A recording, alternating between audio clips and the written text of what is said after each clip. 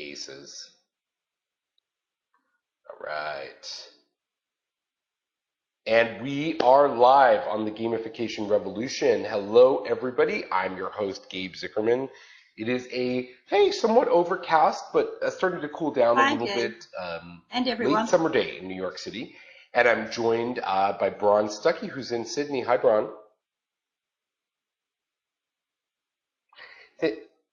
Thank you so much, Bron, for making the time to be with us. I know the time difference makes it really hard to coordinate a time between Australia and the East Coast of the US, but so glad that you're here. And I'm so glad that the rest of you are also here. It's nice to see the familiar faces who are back with us all the time, like Seamus. Nice to see you. Totally different time of day for you. And it looks like we have some Europeans with us. I guess the earlier time of day makes it easier for them to join. If you're a new, like Roman, if you're a new member of the Gamification Revolution family, you want to log in using one of your social media accounts here on Spreecast. You need to use your Facebook or Twitter, something like that. Log in so that you can join us in the conversation.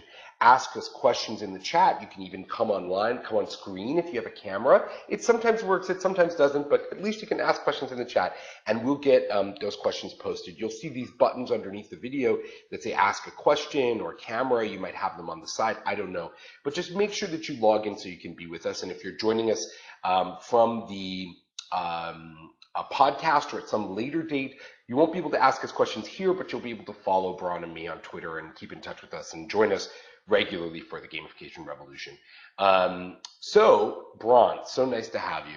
Can you tell everybody, you've been a speaker at G Summit, you and I have known each other for a while. I'm an educator. Why don't you tell everybody what it is that you do, what your, and how you came to the gamification discussion? I got involved in curriculum and in teacher professional learning. And from that led me to the doctoral research that I did on building communities of practice online. And that was pre all the social media that we currently have, but certainly something that community is a very strong component of professional learning. And so it's at the core of almost everything that I work on or research. And coincidentally, I became involved with with the Indiana University and a game project that was running out of the center there for learning, and got involved in the game world, but not as a natural gamer, more as someone interested in what games brought to learning. And so that was a 10-year history involved with the Quest Atlantis project and Professor Sasha Barab and others, fantastic people in that program, and working with teachers and schools all around the world. And I saw a lot of things coming out of that, a lot of Jim G's work around the kinds of community that develop around games, MMOs, and other rich game environments. And started to see a coming together of the two things that mattered to me, which were games and community building and all that comes with community building and communities of practice in particular. And then I came across the notion of gamification, and I think I found my heartland because it was really a marriage of the things that I care about. So that's been my last couple of years, working in projects and consulting on projects and case studying exemplars of gamification as it impacts community and identity building. And that's over the world, not just here in Australia.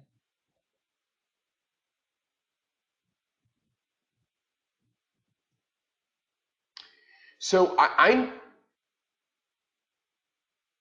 right, and I know from being friends with you and following you on social media, which other folks can do by following you on Twitter at BronST. You travel all around the world and talk about this subject, and you're often in kind of an educator's milieu. What's the current state of as you've gone around and talked to so many educators and folks working in this space? What's the current state of people's perception of the use of gamification in educational? Yeah, it's kind of it's very polarized. How people are responding to the dialogue right now. Either sends the hairs on the back of people's necks standing up, or it really excites them. And so there's a level of, as Phaedra said at the Gamification Summit, people looking at it as the obligatory icing on things, who've not yet really come to terms with what it means, but figure they have to look at it as a component of what they're doing, through to a level of mistrust around the actual word gamification. I don't know why, but it does tend to draw negative feelings in education. And it harks back to a lot of that, the thorny debate around intrinsic, extrinsic motivation, which I noticed Alfie Kohn resurrected recently in a debate about digital badges. And that's an area that most of the people on board with using gamification in education have set aside as less important or less helpful to have as a rule of thumb. So it's kind of polarized, I think. People are picking aspects of gamification up and experimenting with them, and that's the space I'm looking at, where people are really getting in and trying something different. Interestingly, a lot of the more successful stories are people using gamification for other than what they already assess. So applying gamification to what may be loosely termed soft skills or other attributes to learning. And so some of that's very interesting.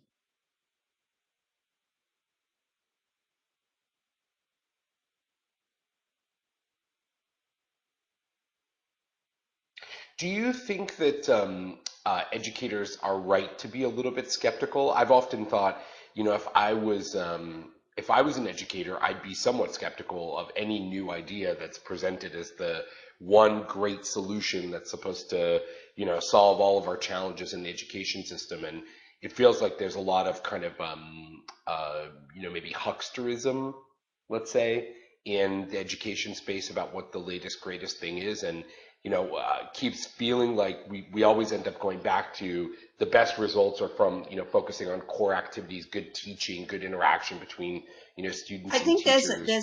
there is an What do you think element of about that, that and I know aspect of when it, the sort Jim of G's natural book came out, cynicism? what do video games have to teach us about learning?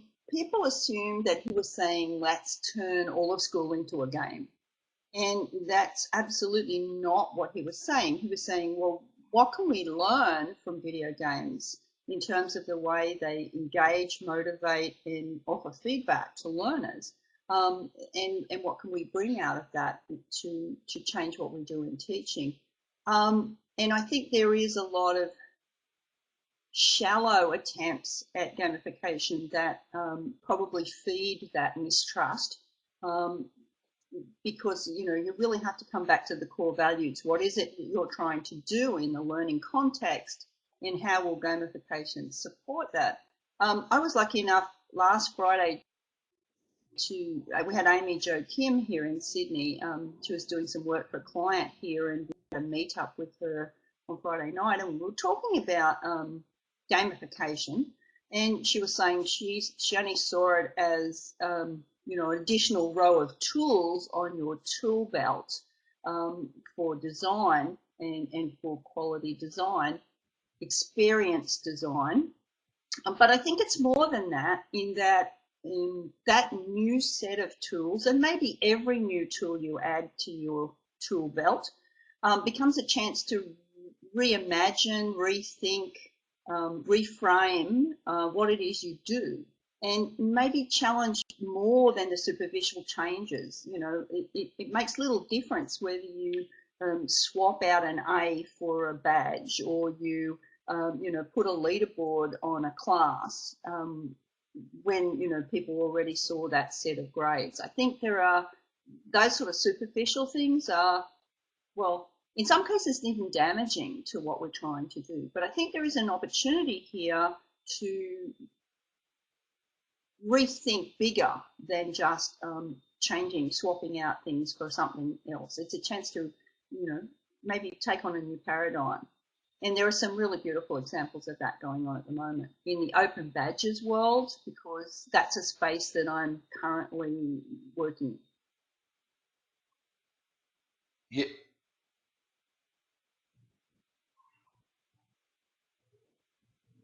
yeah, and I'm actually really interested in that new paradigm, and this question from Seamus, or this comment from Seamus, kind of pivots around that issue, which is about some of the tension between game-based learning and gamification. And I think there's a semantics discussion going on, where Seamus is observing that some people want to keep those kind of conversations a little bit different.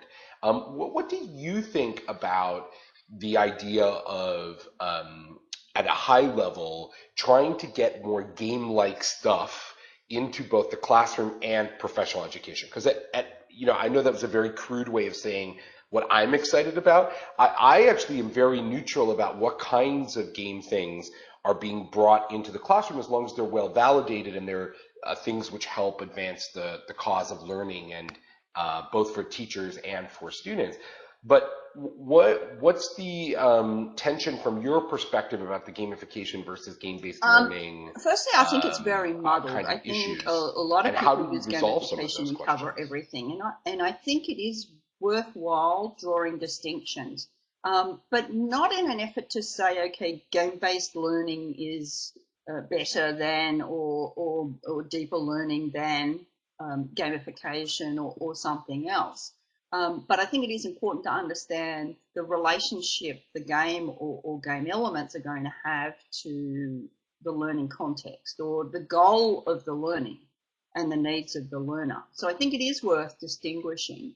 To me, game-based learning is bringing a game, an existing game, maybe off-the-shelf game, into your classroom. And we see a lot of that happening at the moment. Even console games now are coming back into classrooms.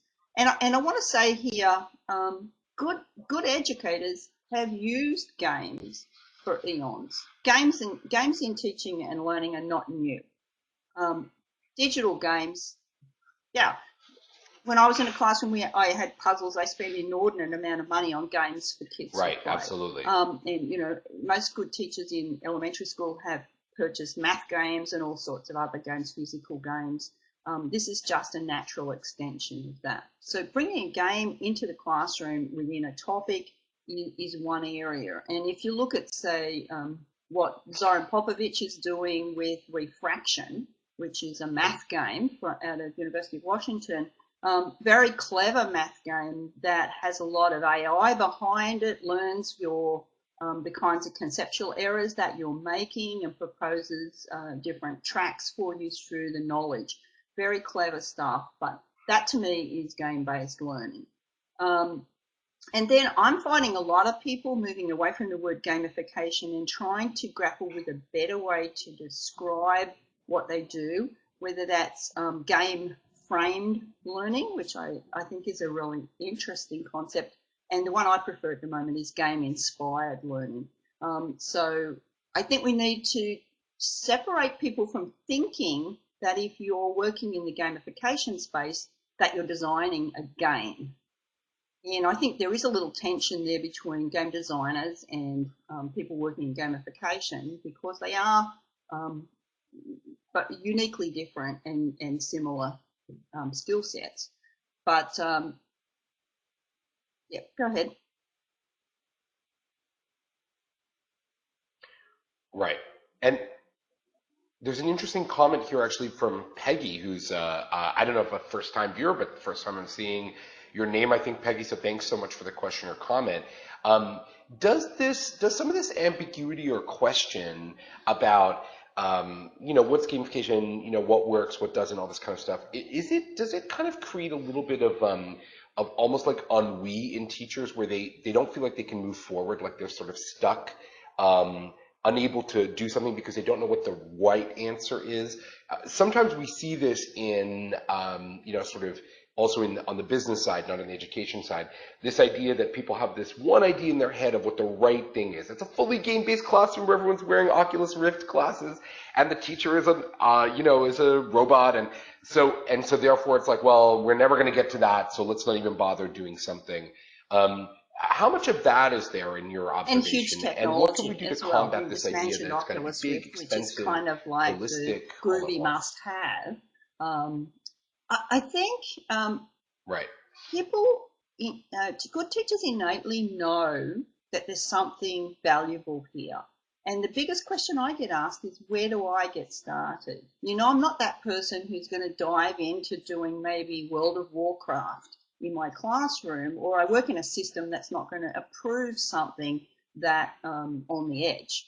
But where do I get started in doing something, in dipping my toes into it? Most teachers recognise that the kids don't have a problem with games, and that, you know, they're bringing the games to school. Minecraft is really the deal breaker in a lot of that. It's the first game that made its way, it eked its way into classrooms because the kids brought it in, and teachers were forced to stop and pay attention to it to understand what it was. So I think teachers want to know, want to be part of it, but as if they've not come from a game playing generation themselves, like myself, you know, they understand board games like the parents. They understand, you know, other games, and the context has changed. If I, as a classic teacher, or as a parent, brought a new game in the past into the family or into the classroom, I introduced it to the class. I read the rules to the class. You know, I was the person, you know, the center bringing the game in. Now that's totally changed. And, you know, with digital games, teachers need to catch up. They need to get in and play in the spaces that kids are playing and be part of that conversation. And that's where I tell most of them to start. Talk to your kids, see where the kids are playing, see if you can get in and be part of what they're doing. But to answer your bigger question, sorry, I was just going to say about, do you have to dive right in at that point? No, it may be as simple as just reframing something No, go ahead. motivational that you're doing in your class. It's much more important to start from, okay, what's a context here that I know I can improve on, and what could aspects of gamification bring to that? And I really like Sebastian Detterding's use of the term atoms, game atoms. What atoms of games could I apply in my teaching learning context? And start from that, start simple, start small, and just tinker with things.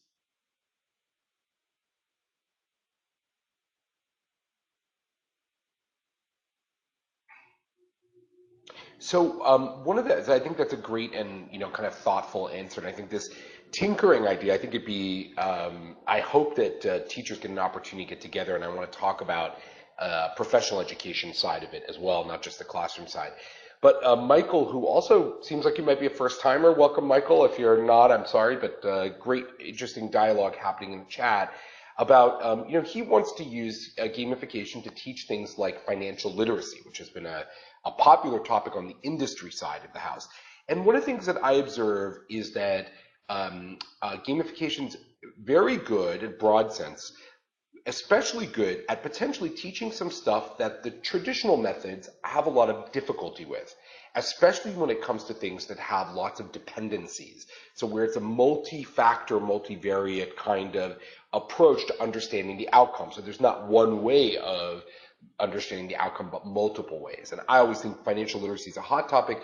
I also always think about history as a subject matter that doesn't have like the one linear path. And in fact, there might even have been multiple paths at once, but we only have one story.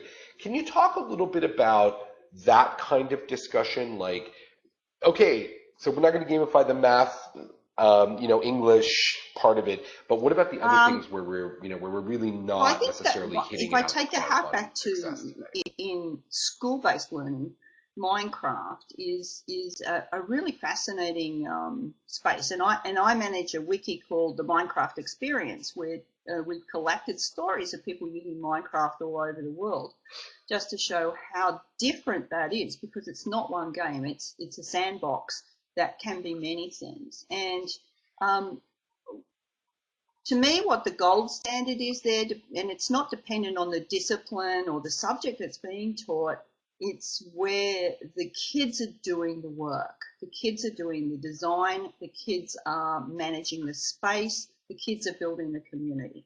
And you're seeing that in a lot of subjects, particularly history. Loads of really beautiful projects where the kids are designing points in history, or rethinking a point in history given a change in events or something like that, and then designing it. Being able to walk around inside that is really a valuable space, and then to add coding and other things to that as well. To take it, it's very extensible whether you're working with 7-year-olds or 16-year-olds. So it's an interesting space. And just recently, I've been looking at Project Spark as well as another space which is very extensible, easy to play, easy to use, but in terms of learning programming, very, very strong. And kids can create a game, upload it, have other people download it, play it, give you feedback, raise it up on the tables. They can adapt your game and build out from it. In a way that people are using Scratch and other games like that for particular aspects of coding, which is one of the hot topics in school curriculum at the moment.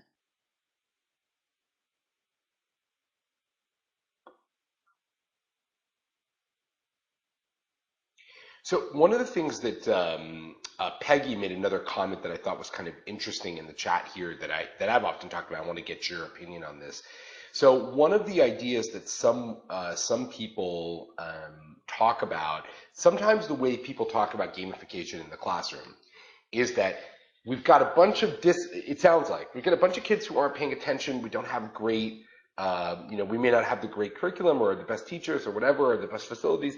But if we just throw some games in there, all the problems are going to be fixed because kids love games and they're going to automatically want to do those games. And one of the kind of tautologies that I often try to surface for folks is this idea that even if you offer a whole bunch of game-like interactions to children, if they don't think of those as authentic and they're not coming from an authentic place, and fundamentally they're not fun on one level, but also you could say they're not necessarily being brought by their peers to the table, but rather they're being maybe brought by a teachers or principal, like this is the official game that you must play.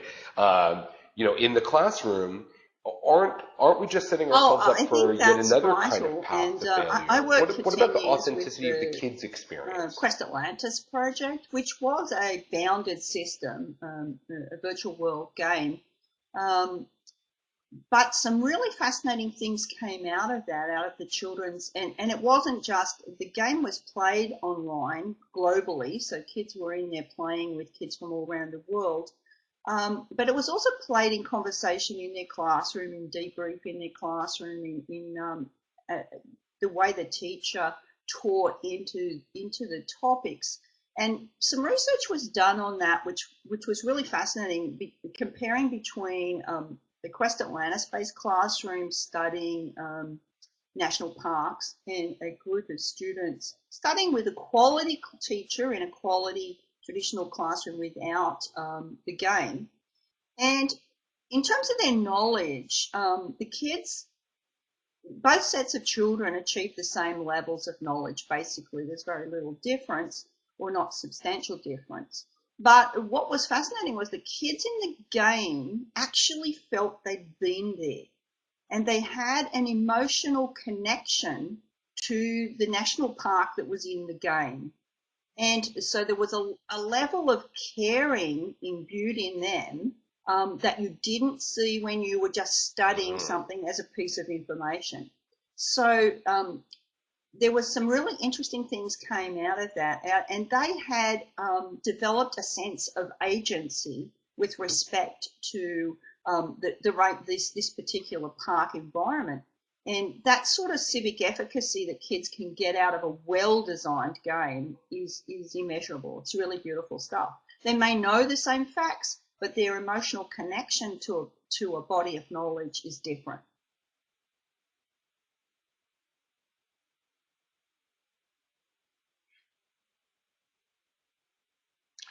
So, and I think that's actually a very, very good insight, really interesting insight. So, one of the things that has been going on in the chat, and Seamus kind of mentioned it, that in some ways Minecraft is like Legos. It's a sandbox and we allow kids to play and create, and you're very connected to Minecraft community.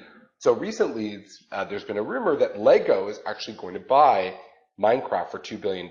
And one of the things that and many people feel like the company would sell for too little money, considering how much children play it, how engaged everyone is with Minecraft. Setting aside the kind of financials of the deal, one of the interesting things about that to me is that this is, if that happens, it's possibly the end of the long drought in success for companies that deal in educational gamification. It's been a long time since we've had a commercial success with a product that was primarily targeted at the gamification of ed. Can you talk a little bit about, what does it mean if there's also commercial potential here? And what do you think the world looks like if this Minecraft example sets off a kind of I think there's a couple of things in what you said, little land race and I to believe build isn't the it next Microsoft Minecraft? that's trying to buy Minecraft, to buy Mojang. So they want to buy the company. But Sorry, yeah. I thought it would be Yes. too. It'd be a Let's go. natural Sorry, Microsoft. extension For of some reason, I the had early Lego on the childhood brain. I use think it of would be blocks cuter if into the Lego bought game. them, but let's go with So Microsoft. that would be really cute. Yeah. I think there's some interesting things there. Yeah. Mojang never designed Minecraft as an educational experience. So it's kind of been something that surprised even them that it became that. And it's kind of was like the feral cousin that came into the classroom, and it's really taken off. Teachers love it, kids love it. I see parents reporting on it. One of the groups that's coming into our Minecraft wiki is a homeschooler network that's found it's just a fantastic way for their homeschool kids to connect and to work together and collaborate. Really beautiful stuff happening there with something that was commercially very successful but very inexpensive, and the buy-in to get into it was very small. So I think that's really exciting, and I think everyone knows that there's another Minecraft. There's something going to come after that. It's opened a door that you can't close now. Kids are looking for what's the next game. And so when they go into places like Project Spark, or if their teachers are working in OpenSim or virtual worlds, things like that, they have a new lens that they're looking at those games with. What can I do here? What can I make? What can I build? What modes are there? Can I mod? How can I customize this for myself? Can I run a server on this game? So kids, I think, are going to be less happy to be passive consumers of a game than they have been in the past. And I'm hoping teachers will start to feel the same and really see the excitement that kids have taken with being able to create in the game. That being said, there's also a big push to take off-the-shelf games and bring those into classrooms. And Lucas Gillespie, who you had as a speaker at the Gamification Summit and was a winner in your awards, has been doing some interesting work recently in a project called Saga. And he is bringing off-the-shelf games into the classroom, and kids are studying the narrative of games as a new media. And we study narrative in loads of other contexts. Why not games? To look at how really sophisticated games have beautiful narratives. And so there's a lot of room there to study what good games do and to deconstruct them and learn from what quality design looks like.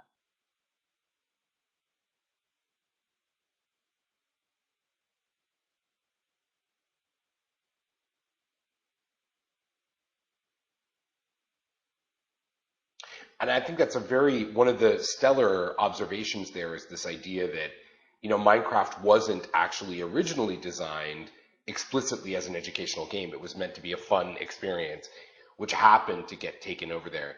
I do want to put one of the comments here from Roman in the chat from a little bit earlier, just up as kind of food for thought. We're kind of out of time, but I have one more question for you. And Roman said something interesting, which is as soon as you have to play to learn, it won't work. But if you have to learn to play, it will work. And he was kind of referring to the idea of forcing, games into classroom setting. Can we just briefly switch gears and talk a little bit about PE for teachers and the communities of teachers and the things that they need to learn? We spent a lot of time focused on the classroom. What's being done or what can be done or what should be done from your perspective in the subject of Oh, helping absolutely, teachers absolutely. learn And I think all the important actually new material, this is all the where teaching methods that they need to be some able of to the get best behind gamification today? Have you seen anything interesting in this activities space that or I've seen thoughts? exist. So if I take, for example, there's a school in Iowa, Bettendorf High School, where a teacher there had an idea. The school was going one-to-one iPad, and he thought that he would design a gamified program of professional learning for the teachers, and took the concept to the principal, who said, yeah, that sounds cool, run with that. And he and the librarian, and the teacher's name is Chris Like, he's a science teacher in the high school, and he designed a program of 10 levels of professional learning. And it's got all the great hallmarks of good games. So you don't have to do it. You can opt in or opt out. And I think that's an important point. The PD, like gameplay, has to be, you have to come to it. And I think that's the point that was just made. You have to come to it. It can't be a compulsory thing foisted on kids or on teachers. In the program, I think level 2, you earn your iPad. And so you've got to engage to that level if you want your iPad offered by the school. But beyond that, what's happening that's really interesting is that, so say level 40, level 4, you have to earn 40 points. Well, there's really enough options there for you to earn 200 points, but you only have to earn 40, so you have lots of choice. And it has a set of the prescribed tools that the school would like teachers to learn how to use. So Edmodo, Twitter, a whole lot of tools are the topics of those missions that they do at that level. When you get through those levels, you then start giving back to the project. So you start designing levels and projects yourself, levels and missions yourself. And so you're designing things in the areas that you think are important, if that's digital photography or whatever aspects of work you want to do in relation to learning on the iPad. And at the higher levels, what happens is you then are giving back, promoting the school and giving back to the professional community. So you might be writing a paper on the work you've done with iPads, or presenting at a conference. And that's actually how I learned about this project, because I met a young teacher who was doing her level 10 at a conference in the United States. And so she was giving a paper on teaching with early childhood using iPads. Now, what's beautiful about this program, when you have a look into it, it's fun. It's fun and it's funny, and it's been written very tongue-in-cheek. It's very cheeky and naughty in places even. It's irreverent. But teachers have really flocked to it and they really enjoy it. And what they've started to see happen that really excites me is where if you do a string of quests in relation to a particular aspect of learning, so say that's Edmodo, which is a very popular tool in schools. If you've done that string, then you get the title Edmodo Dragon. And what they found is teachers, instead of going to the IT support team in the school, have started going to each other. And so I recognize that you, Gabe, you've got the Edmodo Dragon. I need some help in Edmodo. Then I'm going to start going to those people. So it's building in reputation within the school, and people are attaching their identity to some of the things that they're doing in this gamified PD. And a whole lot of other beautiful things happening in it. But the reason I cite that example is I think, we have to help teachers to have this experience. They haven't necessarily come from a gaming generation where they've understood what fun this could be and how enjoyable it could be and how motivational. And I found that with the Plain community that I did work on in the gamification sphere. And teachers all commented, well, I didn't know how competitive I was. I could see how close I was to getting that mission. It really pushed me to stay that extra 20 minutes to work on finishing that. We're getting some really good feedback that teachers understand this when they've had the experience themselves. And if they've had that experience, then they start to think, oh, wow, I could be using this in my classroom. I could apply this in my classroom in some small way. So I think